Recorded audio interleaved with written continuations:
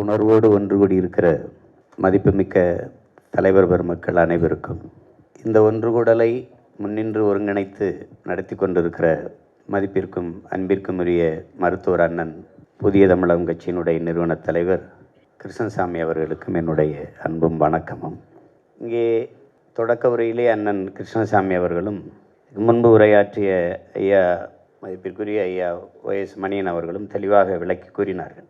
நமக்கு இருக்கிற சிக்கல், ஐயா சொன்னதை நம்ம ஒத்துக்கணும். அதாவது இந்திய இறையாண்மை, தேசிய ஒருமைப்பாடு, நாட்டுப்பற்று எல்லாம் பேசுகிற காங்கிரஸோ இல்லை பாரதிய ஜனதாவோ கர்நாடகா என்று வருகிற போது அந்த மாநில கட்சியாக மாறிவிடும். இது காங்கிரஸோ அல்லது கம்யூனிஸ்டோ கேரளா என்று வரும்போது அந்த மாநில கட்சியாக மாறிவிடும். இது நீண்ட காலமாக இருக்கிறது. அதை தான் அவங்க சொல்கிறாங்க, இந்தியா என்று ஒரு கொள்கை முடிவு, மாநிலம் என்றபோது அதுக்கு ஒரு கொள்கை முடிவை எடுத்துக்கொள்வது. இப்போது பாரதிய ஜனதா எதிர்க்கட்சி என்றால் காங்கிரஸ் என்ன முடிவு எடுக்குதோ அதே முடிவோடு தான் ஒத்துப்போகும். ஒரு சொட்டு தண்ணீர் தமிழர்களுக்கு கொடுக்க முடியாது தமிழ்நாட்டுக்கு என்றால் அதே அவர்கள் ஆளும்போது அதான் நிலைமை. இப்போ நமக்கு என்ன பேரவலம் எதனால் நிகழுது அப்படின்னா, ஒரு சொட்டு தண்ணீர் கிடையாது அப்படின்னா உன்னோட கூட்டும் இல்லை, உனக்கு சீட்டும் இல்லைன்னு சொல்ல இங்கே ஒரு கட்சி இல்லை. பிரச்சனை அதுதான். அப்போ அவரோட கூட்டி அவன் தண்ணி தரலையோ, உரிமையை மறுக்கிறானோ, உரிமையை பறிக்கிறானோ, அவனோட கூட்டு வச்சு அவனுக்கு ஓட்டை போட்டு அவனுக்கு பதவியை கொடுத்தா அப்போ எப்படி இந்த மண்ணின் மக்களின் உரிமை பாதுகாக்கப்படுங்கிற கேள்வி நமக்கு எழணும். இது நீண்ட காலமாக நடக்குது, இன்றைக்கி நேற்று இல்லை. உங்களுக்கு தெரியும், மேயர் ஜெயலலிதா அவர்கள் இருக்கும்போது Jagadish Shettar prime minister of India ஐயா மன்மோகன் சிங் அவர்கள் பிரதமராக இருக்கும்போது அவருக்கு முன்னாடி உட்காந்து பேசிட்டு இருக்கும்போது ஒரு மாநில முதலமைச்சரே நாட்டின் பிரதம அமைச்சரை அவமதிச்சுட்டு எந்திரிச்சு போயிட்டாப்புல ஜெகதீஷ் ஷெட்டர். ஒரு சொட்டு தண்ணி தர முடியாது. அப்படி என்ன பேச்சுவார்த்தை மூலம் என்ன தீர்வு காண்றதுக்கு இருக்குது? அவர்கள் உங்களுக்கு ஒன்று சொல்கிறேன் பாருங்க, அணுக்கழிவை கோலார் தங்கவயலில் தோண்டி எடுக்கப்பட்ட அந்த குழியில் புதைக்கலாம், உள்ளே வச்சு மூடலாம். ஒரு கருத்து, மூடலாம்னு முடிவு எடுக்கல, ஒரு கருத்தை முன்வைக்குது. அந்த கருத்துக்கு பாரதிய ஜனதா, காங்கிரஸ், மதச்சார்பற்ற ஜனதா தளம் இருக்கிற கட்சியெல்லாம் அவர்கள் கட்சி கொடியை கீழே வச்சுட்டாங்க. கர்நாடக மாநிலத்துக்குன்ற ஒரு கொடி இருக்குது, அந்த கொடியை எடுத்துக்கிட்டு மொத்த பேரும் தெருவில் இறங்கி நிற்கிறான். அதோட அந்த கருத்தையே செத்து போயிடுச்சு.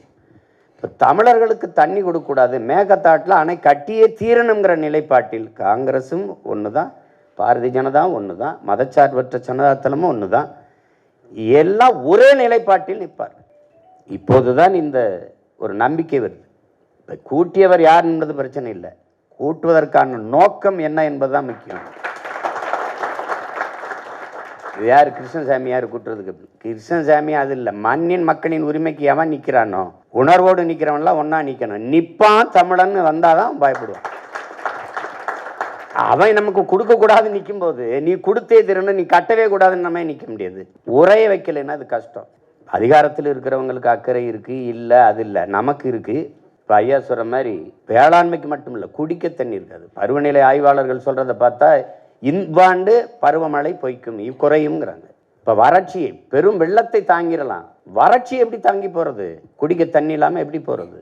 இப்போ குறுவை சாகுபடி முடிஞ்சிருச்சு, இன்னி தண்ணி இல்லை, அதை மறந்துட வேண்டியதுதான். எல்லாத்தையும் ஆய்வு செய்கிறவரை அதை போய் ஆய்வு செய்யலை. இப்போ பிரச்சனை இங்கே. அப்போ நம்ம ஒன்றிணைந்த வலிமையான போராட்டங்களின் வாயிலாக தான் நமது உரிமையை நம்ம பாதுகாக்க முடியும். நமக்கு இருக்கிற சிக்கல் ஒரே ரேஷன் கார்டு, ஒரே கல்விக் கொள்கை, ஒரே தேர்தல் வருது, ஒரே வரி எல்லாம் இருக்குது. ஆனால் தண்ணி மட்டும் அந்தந்த மாநிலத்துக்கு. நம்முடைய வளங்களை எடுத்துக்கங்க, நெய்வேலி பழுப்பு நிலக்கரி எல்லாருக்கும், நரிமணம் பெட்ரோல் எல்லாருக்கும், மீத்தேன் ஈத்தேன் எல்லாருக்கும், அணு உலை மின்சாரம் எல்லாருக்கும், அடல் புனல் மின்சாரம் எல்லாருக்கும். ஆனால் அவர்களுடைய நீர்வளம் அவர்களுக்கே. இது எத்தனை காலத்துக்கு சகிக்கிறதுன்னு பாருங்கள். இப்போ அதில் இப்போ எங்கள் அண்ணன், நம்ம கூட மதிப்பிற்குரிய நம்முடைய அண்ணன் ராதாகிருஷ்ணன் நம்மோட இருக்காங்க பாரதிய ஜனதாவில். இப்போ இந்த தமிழர்களுக்கான உரிய நீர் உரிமை பாதுகாக்கப்படணும்னு இருக்காங்க. ஆனால் அங்கே இருக்கிற பாரதிய ஜனதா என்ன முடிவெடுக்கும்? கர்நாடக மக்களின் நலனை தான் பேசும். அந்த மாநிலம் என்று வருகிற போது இந்திய இறையாண்மை ஒருமைப்பாடு பேசுகிற நாட்டு கட்சிகள் கர்நாடக மக்களின் நலனையே பேசும். அப்போது அருகில் இருக்கிற ஒரு தேசிய இன மக்களின் உரிமையை அற்ப தேர்தல் வெற்றிக்காக, லாபத்திற்காக பறிகொடுக்க அவர்கள் தயாராக இருக்கிறார்கள். இப்போ காங்கிரஸ் தண்ணி கொடுக்கணும்னா அடுத்த தேர்தலில் தோக்கும், பாரதிய ஜனதா கொடுக்கணும்னு பேசினா தோக்கும். அதனால அவன் அந்த தேர்தல் தோல்விக்காக பயந்துக்கிட்டு அந்த மண்ணின் மக்களின் உரிமைக்கு தான் நிற்பான். மற்றவர்களை பற்றி நம்ம கவலைப்படாது. நமக்கு இந்த மண்ணும் மக்களும் மக்களின் நலனும் உரிமையும் தான் முக்கியங்கிற போது நம்ம எல்லாம் ஒன்றிணைந்து நிற்க வேண்டியது இருக்குது. அப்போ ஒற்றை குரலாக எமது உரிமை அதுதான். இப்போ நீங்கள் உயிரை இழக்கலாம், உரிமையை இழக்கலாமான, உயிரை இழக்கிறது சீமான் இழக்கிறது அது தனிப்பட்ட இழப்பு, உரிமை இழப்பது ஒட்டுமொத்த தேசிய இனத்தின் உரிமைக்கான இழப்பாக ஆயிடுது. அதனால தான் உயிரினும் மேலானது எமது உரிமைங்கிற முழக்கத்தை நம்முடைய தலைவர் முன் வச்சாங்க. அப்போ அந்த நோக்கத்தில் நம்ம இந்த ஒருங்கிணைப்பை பாராட்டணும். இதை நம்ம மென்மேலும் கொண்டு போகணும். இப்போ அடுத்து எடுக்கிற போராட்டத்தை கூட அதில் குறிப்பிட்டிருக்காங்க. உண்ணாவிரதம், அதில் எனக்கு உடன்பாடு இல்லை. அது இன்னும் கொஞ்ச நாள் நம்ம எல்லாருமே உண்ணாமல் தான் இருக்க போகிறோம். இன்னும் தண்ணியும் இல்லை, ஒன்றும் இல்லை. இப்போ அது விரதம்னு இருக்க வேண்டியதில்லை. அது பேரெழுச்சியான ஆர்ப்பாட்டம் அல்லது போராட்டமாக வைத்தால்தான் அது கவனம் பெறும். உண்ணாவிரதமாக இருந்தால் நம்ம உயிரை கொடுத்து போராடியே மதிப்பு ஒரு கவனம் இல்லை. செத்தே போனான் பல பேர், அதே திரும்பி பார்க்கல. பட்னி இருந்தால் இவன் பார்க்க போகிறான், இவங்களுக்கு வேறு வேலை இல்லைன்ட்டு போவான். அதனால் ஒரு பேரெழுச்சியான ஆர்ப்பாட்டத்தை செய்யணும். அது அப்போ நம்ம தொடர் பேரெழுச்சியான போராட்டங்களின் மூலம்தான் இதை நம்ம சட்ட போராட்டம் தனி, ஆனால் அரசியல் போராட்டத்தின் மூலமாக நம்ம வெல்லணும். அவன் எவ்வளவு உறுதியாக நிற்கிறானோ அதே மாதிரி நாம் நிற்கணும். அதான் முக்கியம். நம்மளோடு காங்கிரஸ் நிற்கிதோ, அதிகாரத்தில் நிற்கிற கட்சிகள் நிற்கிதோ இல்லையோ, ஆனால் நம்ம எல்லாம் கட்சி வச்சிருக்கிறது நாட்டுக்கு மக்களுக்கு தான். அப்போ நாட்டுக்கு மக்களுக்கு இருக்கிற உயிர் உரிமையாக இருக்கிறது நீர் உரிமை. அந்த உரிமைக்கு நம்ம எல்லாம் எல்லாத்தையும் தூக்கி போட்டு ஒன்றா நிற்க வேண்டியதுதான். அது ஒன்றும் கிடையாது இங்கே. அது அப்புறம் நமக்கு அது இல்லாமல் பிற வேறு என்ன பண்ண முடியும்? உரிமையை பறி கொடுத்துட்டு என்ன இருக்குது? இது காவிரிங்கிறது வெறும் எல்லாரும் சொல்கிறாங்க தஞ்சாவூருக்குன்னு. எங்கள் ஊர் ராமநாதஞ்சவங்க குடிக்க தண்ணி இருக்காது.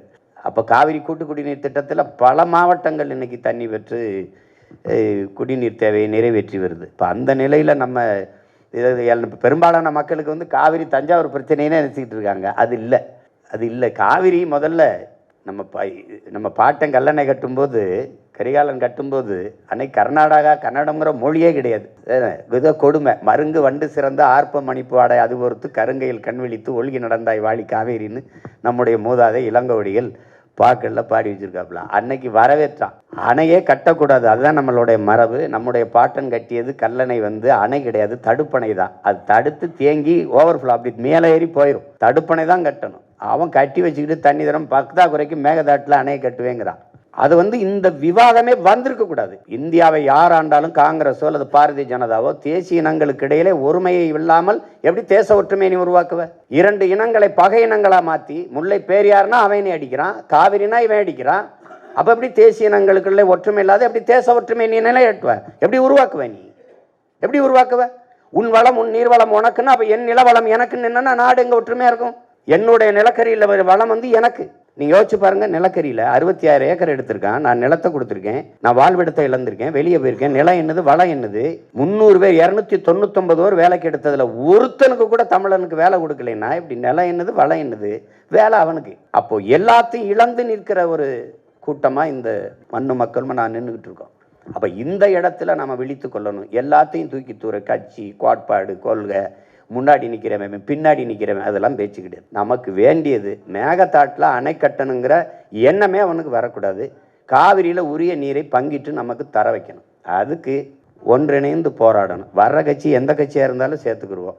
கர்நாடகாவிலேருந்து ஒரு கட்சி வந்தால் கூட சேர்த்துக்கிடுவோம். அவங்க ஒன்றும் பிரச்சனை இல்லை. ராஜபாக் யாரை வேணாலும் நம்ம கூப்பிடுவோம். அதனால் இந்த பிரச்சனையை ஐயாலாம் பாருங்கள் தெளிவாக சொல்கிறாங்க. அந்த காலத்திலேருந்து பார்த்துக்கிட்டு இருக்காங்க இந்த சிக்கல்களை. அண்ணா ராதாகிருஷ்ணன் எல்லாம் அது மேகதாட்டு அணையை பற்றி முழுக்க ஆய்வு செய்து வச்சிருக்கிறாருன்றாங்க. ஆனால் அண்ணன் எங்ககிட்ட சொல்கிற மாதிரி அவங்க கட்சி தலைமையிட்டையும் கொஞ்சம் சொல்லி, ஏப்பாய் எங்களுக்கு கொஞ்சம் தண்ணியை கொடுக்கப்பா, அணையை கட்டுறதுக்கு அவனுக்கு அனுமதியை கொடுக்காதப்பான்னு சொல்லிட்டா, அது மாதிரி நம்ம எல்லாம் போராடி பெரிய பெரிய தலைவர்கள் ஆளுமைகள்கிட்ட கொடுத்து இந்த மேகதாட்டு அணையை கட்ட விடாமல் தடுக்கிறது முதன்மையானது. உரிய நீரை இன்னும் ஒரு முக்கியமான செய்தி, நீங்கள் உங்களுக்கு பல தடவை பேசியிருக்கேன், நீங்கள் காணொலியிலையும் பார்த்துருப்பீங்க. அவங்க தண்ணீரை திறக்கும்போது என்ன செய்கிறாங்கன்னா, அங்கே இருக்கிற அந்த ஆலைகள் எல்லாமே சாயக்கழிவோ அல்லது நச்ச ஆலைகள், அந்த கழிவுகளை அப்படியே தேக்கி வச்சுக்கிறாங்க. அவன் தண்ணியை நமக்கு திறக்கும் போது அந்த கழிவையும் திறந்து விட்டுறான். அது நீர் ஓடி வரும்போது பார்த்தீங்கன்னா ஒரு ஆள் உயரத்திற்கு வெறும் நுரையாகவே வருது. அது நச்சு. அதில் இன்னும் பார்த்தீங்கன்னா அது தண்ணி இல்லை. அது நிலத்துக்குள்ளே போகும்போது நிலத்தடி நீர் என்னவாகும், விளையிற பொருள் என்னவா விளையும், அதை வனவிலங்குகள் மற்ற பறவை, மான், காட்டு எருமைகள், ஆடுகள் சாப்பிடும்போது என்னவா சாப்பிடும், அந்த நீரை தான் எடுத்து நாம் குடிக்க வேண்டியது இருக்குது. அதைத்தான் வேளாண்மைக்கு பயன்படுத்த வேண்டியிருக்கு. அது நஞ்சு. அதை நீங்கள் இப்போ கூட பார்த்தீங்கன்னா தெரியும். தொடர்ந்து இந்த வேலையை கர்நாடகா செய்யுது. அது அரசுக்கு தெரிஞ்சு செய்தா, தெரியாமல் செய்கிறான்னு சொல்ல முடியாது, அவனும் பார்ப்பான்ல. அப்போ அது குறித்தும் நம்ம ஒரு கவனத்தை கொண்டு போகணும். அவன் தண்ணி திறந்து விடுறதை விட நமக்கு விஷத்தை திறந்து விடுறாங்கிறது தான் இன்னும் பெரிய வேதனையான ஒன்று. அதை நம்ம எல்லாம் கவனத்தில் எடுக்கணும்.